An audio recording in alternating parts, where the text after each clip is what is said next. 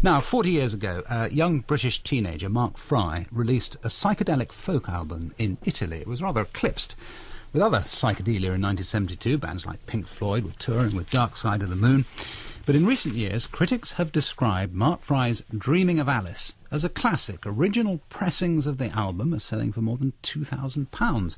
A revival in psychedelic folk has inspired him to record again, and he's been speaking to our reporter Nicola Stanbridge.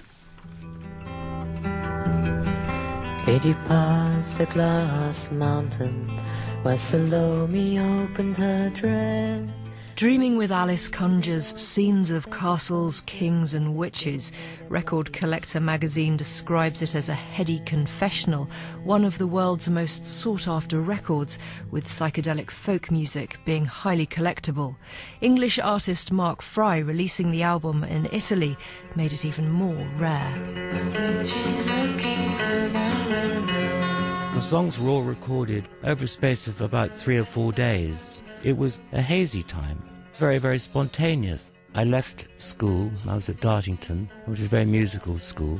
Went first to Florence in Italy to study painting. A rather wild place in 1970, everything was on strike, and the art school was shut most weeks. I'd always been writing songs. The people I was staying with in Florence introduced me to RCA Studios and offered me a 10-year contract.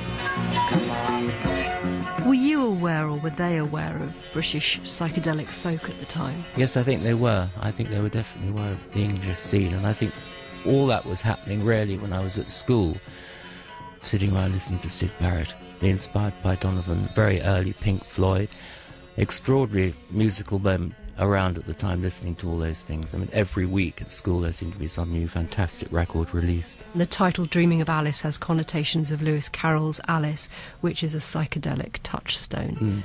This was a way of thinking? Yes, I think it was. I think at the time we were sort of investigating what it was to be English, and there were things like King Arthur's and ley lines and all that kind of English side to life that we were very fascinated by.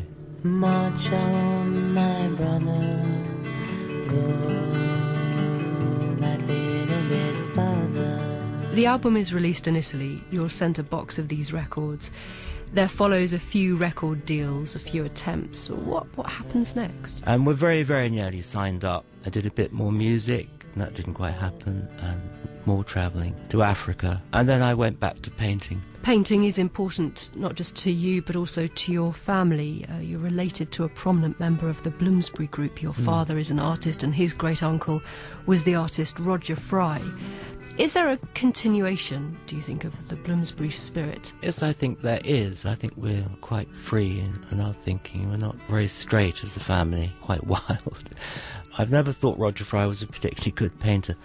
A fantastic critic and putting on the first post-impressionist show in London. Very forward thinker. And then you find out that one of your original albums sells for in excess of £2,000. Yeah. Well, they're rare. It was never released in the UK at the time. It was never released in the UK. I think because there aren't really very many of them. I got an email from an Italian collector who said he found a box of them in a warehouse, still in their cellophane wrappers, and he began to sell them to dealers around the world. And that's how it also began to pick up. Nearly 40 years later, you release album number 2. Quite a long wait. Yes, quite a long wait. It's all gone digital. I began to learn how to put together a studio.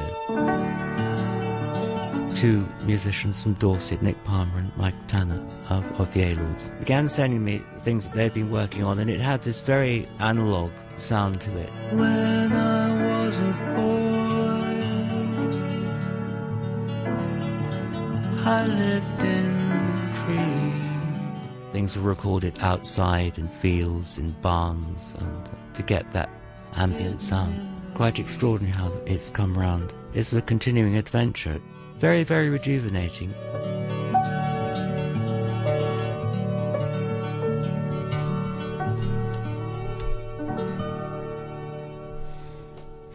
Mark Fry talking to Nicola Stanbridge there. The time 26 minutes past 8.